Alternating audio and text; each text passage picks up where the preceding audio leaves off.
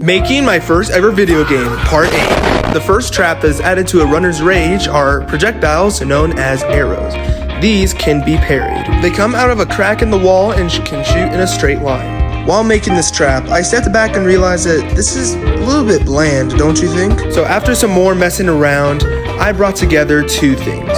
First of all, since these rooms are extremely small, I made it so that you either have to defeat all the enemies in the room or survive 1 minute without dying. Just so the game encourages looking at your surroundings more instead of just speedrunning your way through it. Second of all, the arrow mechanics now change. As long as it exists, it now has a random chance to change its trajectory towards a random direction. Oh yeah, and each arrow that is shot will be shot at a random speed. It's highly recommended to parry most of the projectiles you're up against, because if you don't, they won't wait around to bite you back. The next progress check will probably be talking about another trap that I'm planning on making, and this one is going to be even more devious than the arrows. I've just recently opened up my Instagram page as well, so if you want to check out more drawings and pictures of Ben, then that is the best place for you to see it. Also, we are hosting a new community event. You must submit a skin or customization idea for Ben, so what he can look like in the game, and whoever has the most votes or is most requested wins. Contest will end on January 1st, and not only will their idea be put into the game and credited, but they will also be the first in line to a Runner's Rage official merch if it comes out. Next progress check will be published around next Monday, so stay tuned and stay happy. Oh, make sure you like and subscribe because the Q&A is coming out either tomorrow or Saturday. Stay tuned for that because I got a bunch of your questions and ideas that I cannot wait to talk about. The overall cost depends on how good the playtesters think the game is once the final result is released. The demo will be free and the final game will probably range from like $5 to $10 or something. Well, they don't know everything. There are still a bunch of updates and mechanics that they have no idea about. The demo makes up like 10% of the actual game. The language we are using will be in GML, which stands for Game Maker Language. As you can all imagine, this game is built in Game Maker Studios 2. What are code parts again?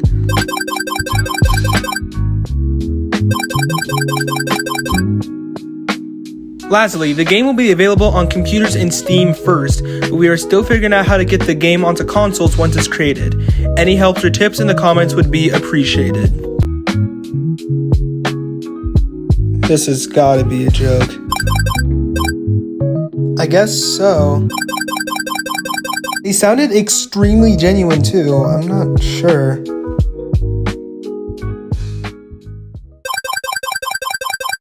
You know, to be honest, they're probably like 8.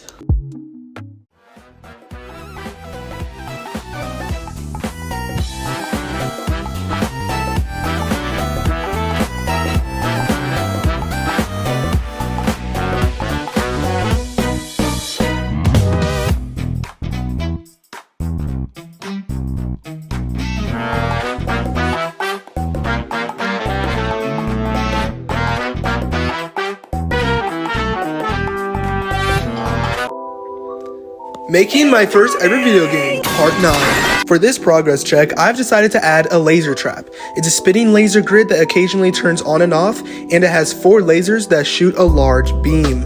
It turns on and off, and you can parry the edge of the lasers. The center is where the actual hitbox will kick in.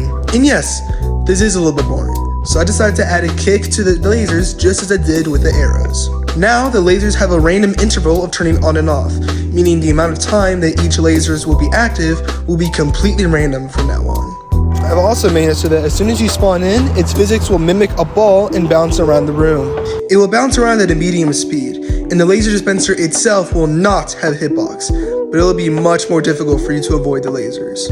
And don't forget, you have to either defeat all of the enemies in the room or survive for 1 minute in order to progress to the next. So you'll either have to kill quickly or make your dodges extremely careful.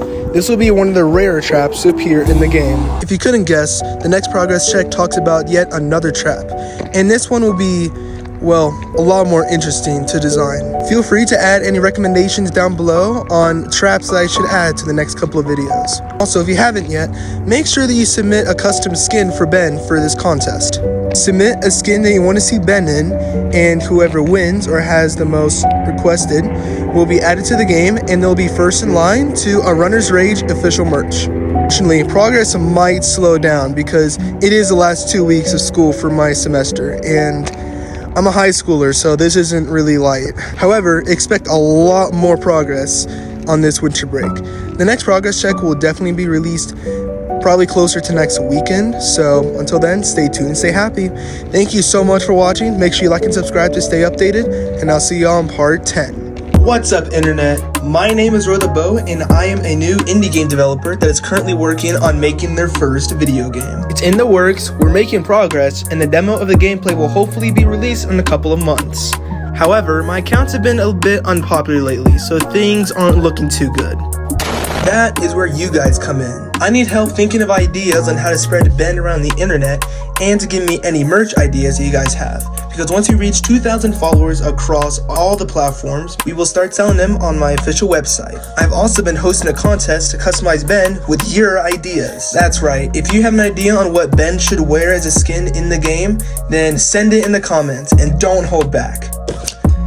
Okay, well, maybe tone it down a little bit. This contest will end on January 1st, New Year's Day in the Big 2-6. Sounds so cringe. Once again, my next progress check will be released on Friday or this Saturday, depending on the mood. Well, that's it. Make sure you like and subscribe to have more updates on this channel, and make sure you stay tuned and stay happy for next time. Making my first ever video game, part 10? Dang, it's a 10th part already? Now we're getting pretty close to the release of the demo. Well, let's get into it. Anyways, the next trap that I was working on were falling bricks. The name is pretty self-explanatory. Bricks fall from the ceiling, they might break, don't get screwed over. These can be parried as well, meaning you can prevent them from doing their gimmick. And what is their gimmick, you may be asking?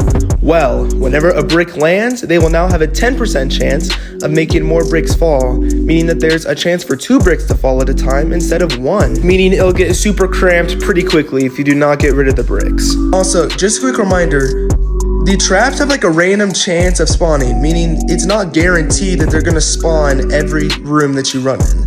They have like a combined 15% chance of showing up overall, so it's not like the game is completely unplayable. And on a side note, I'm making tweaks every single day to their design to make sure that it's better fit for the players to run around and enjoy.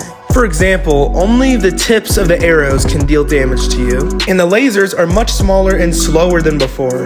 If you want them temporarily turned off, you now need to parry the trap instead of the lasers themselves as well. Fixing stuff like this is why it took me so long to upload. Part 10 already? It's a crazy milestone, at least in my opinion. None of this would have been possible without you guys and your support. We've reached a lot of progress on this game, and we're getting it done way faster than I thought it would. So truly, thank you guys so much for always being there. Make sure to like and subscribe to stay updated on this channel. Make sure to give Ben a costume before January 1st, and stay tuned and stay happy. I'll see y'all on part 11. I've just added my newest trap into my upcoming indie game, and it is the most destructive one yet. This is RoTheBeau making my first ever video game, part 11. Let's get into it. First off, I finally added a health bar into the game that changes based off of how much health you have. If you want to heal, you either have to parry an object or find an artifact. I've also made it so that all of the traps in the game have a random chance of appearing, each having a 15% chance. And yes, it does mean that there are a couple times where a room will have more than one trap in it. Now, the next trap, rolling boulders. They take up around half of the room in size, and they come crashing out of the ceiling. Now, how their gimmick and main mechanic works is really interesting compared to the other traps that we've seen. They have a cue where dust crumbles from the ceiling, and once the dust stops, prepare to move out of that lane, because that is where the boulder will roll. And no, you unfortunately cannot parry this. Not only will this deal 2 damage, but the boulders will only spawn faster and faster. And before I wrap this up, happy holidays, if you do celebrate. And if you want more updates on this channel and the overall progress of the game, please leave a like and subscribe. It only takes a couple of seconds. The next part will be revealing the last trap that I'm going to be talking about on this channel, and then we'll be moving on to the enemies and core mechanics of the game. And this progress check should be released sometime next Friday or the weekend. Thank you so much for watching, stay tuned, stay happy, and I'll see y'all in part 12.